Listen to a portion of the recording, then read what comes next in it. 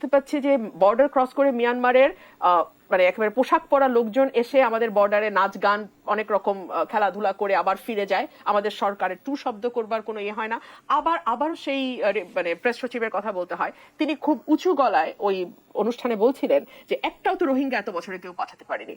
এখন এই 9 মাসে কি একজন রোহিঙ্গাও গেছে?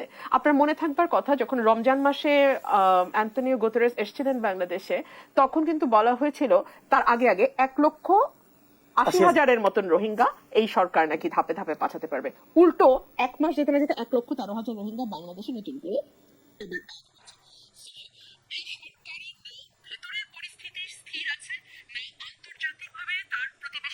বিশেষ করে যাদের সাথে সে বর্ডার শেয়ার করে তাদের সঙ্গে তার সম্পর্ক স্থির আছে। এই সরকারটা এই অস্থিরতাকে আমি মনে করি ইচ্ছাকৃতভাবে জিয়ে রাখতে চাইছে।